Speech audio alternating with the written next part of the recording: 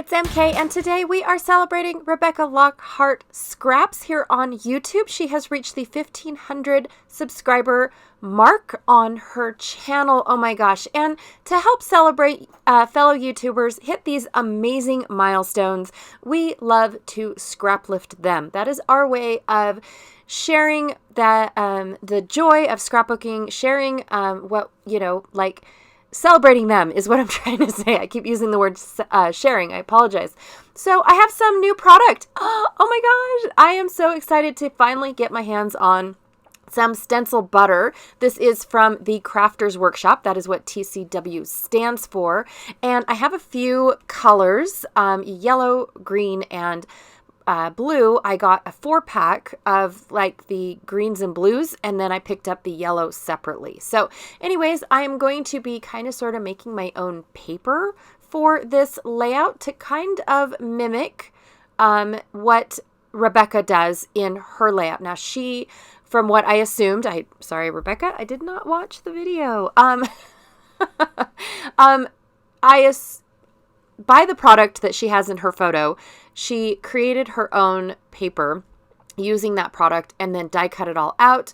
And that is exactly what I'm going to do. I am going to try to mimic her layout as close as possible and just using random things in my stash. So I've got my new pastes. I picked out color coordinating enamel dots. I picked out these little stickers from Simple Stories. I've got my photo of a Pinterest hack that we are trying for Easter.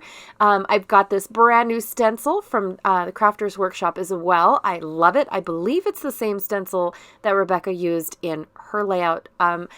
They look identical, so I'm not really sure if she used a different manufacturer. Now I'm going to throw in this gorgeous blue. I can't help it. It's kind of like I don't know, an aqua? I'm not really sure. But I am throwing in a third color because I just couldn't help myself. So I'm going to go ahead and use this stencil and let the background dry while I am going to go and work on the rest of the layout. Because when you tend to not use a lot of product and kind of make your own stuff, it takes a little longer. So you have steps and processes where you make this, go let it dry, make this, go let it dry, move back over to this, and things like that. So I thought that I would leave this process in for you guys where I'm mimicking the sprays she used, but I don't want to use a spray. So I'm going to take my paste and water it down and put it on a block and then kind of like smush it on. So kind of like do the packaging technique, only with a block instead of packaging, which I could have done packaging. I don't know why I didn't. I think it was because my block was just right here. But I'm using the water to water it down quite a bit. I don't want it to be like uber super thick, or I should have just used the paste. But what I'm looking for is I love the sparkle that this paste has. And I mean, it's uber super sparkly. And I never noticed that before when I purchased it. I just purchased it for the colors. I wasn't aware of how sparkly it was going to be and how vibrant. Oh my gosh, the vibrancy is amazing.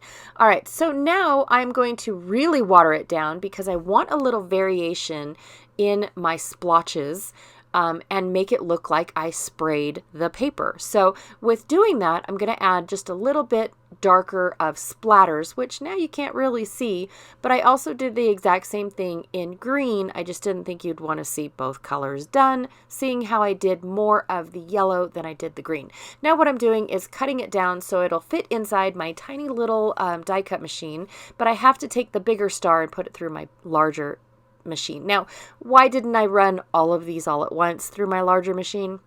Because I figured you guys would want to see me actually work for a change. Look at this.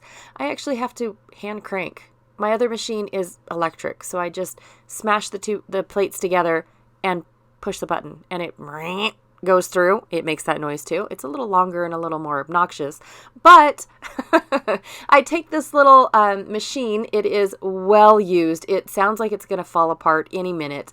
I take this machine on crops with me, and I have a little booklet where I have separated my dies for the inside the booklet. It has all the dies that can go through this machine. That way I don't have to take my large machine unplug it, find an electric outlet where I'm going, all that good stuff. And I don't have to take my big old box of dies. So I just have this little, it's like an 8x6 album. And I put page protectors in it. Inside the page protectors are magnets. That way nothing falls apart. Is it heavy? Absolutely. It is massively heavy. It weighs 11 pounds all by itself. Trust me, I tried to take it on an airplane. Your luggage gets heavy fast with those kinds of things. And then I have a little cute purse that it fits in. Because it makes me happy. All right, so Rebecca also did a little bit of faux stitching around all of her stars. Because my dies were already pre-stitched, I went ahead and tried it, didn't like it. I only stitched like twice and thought, meh, I'll pass. And I know I'm going to cover it up, so I'm not going to go cut another star. So anyways, going to glue the solid star, or well, the faux spray stars on top of the solid stars. And for the solid stars, I just took my rubber spatula, took the paste, and just went to town coloring my scrap paper, you guys. All this is scrap paper. So when I run cardstock through my Cricut machine, most of it is white cardstock, and I don't like to waste all of that cardstock that is left over from a cut if there's enough to worry about, right? Some of it, nah, not so much. So what I do is I have a pile of just these random strips of white cardstock, and I can do layouts like this because I just have it sitting there, and why not? What else am I going to do with it? I also practice like coloring on them. I practice what is this going to look like if I do this? And so I just have like a big old stack, well, about an inch thick, of this cardstock that I love keeping on hand to test things. They're like my tester cards.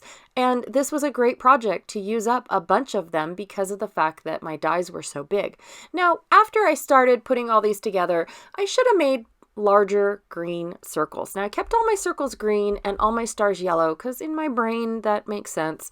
Where Rebecca actually took and mixed up her colors and just went crazy. And I love how it looks. But I decided to keep, the one shape one color and one shape the other color. But when I was putting the layout together, I thought, oh, I should have cut larger circles instead of just the same size. Then I would have had a different variation with my stars, because the small star and the small circle are the same size. I didn't know that until I put it together. And now I'm just going to go with it because I'm almost done. Yep. So I went ahead and messed with the stars, the placement of everything, and got it to where I liked it. Still, I am trying to keep with how Rebecca did hers. I did not cut my photo in a circle though. You guys, I have nightmares of when I used to do this back in the 90s. I started back in 1996 scrapbooking, and the shapes were all the rage. I have eggs on my layouts. I have stars on my layouts. And when I say that, I mean the photos. The photos are in stars and eggs and circles and anything but a square. Oh, what was I thinking? I even cut out images, like around, like I cut out the photo and just kept the image. Yes, I have nightmares, you guys. It's very scary, and I don't like them. Am I going to plan on redoing them? Absolutely not. That is where I started. That is where I just absolutely, no, I'm not going to redo any layouts. It was the style back then. That is what we did. That is how it was. Do I share those albums? No. No, they're locked in a deep, dark corner of my home. To be honest, but they're no fun either, right? Because I didn't have anything to scrapbook about. I was a teenager and it looked fun and I wanted to play with paper. I've just been attracted to it ever since. So anyways, I don't have a whole bunch of little random backtracking. I don't have a whole bunch of little word phrases like Rebecca had. So that is where these Simple Stories stickers are coming from. The tags that I have are actually from Stampin' Up. They were a little color kit that they had a couple years ago. And I just went ahead and kind of built up my cluster-ish to what Rebecca has. And then I've had this, Cherish This wood veneer on my desk. It broke in a million pieces when I received it from the company that I purchased it from. And I just finally pulled it out. I bought it probably 2-3 years ago.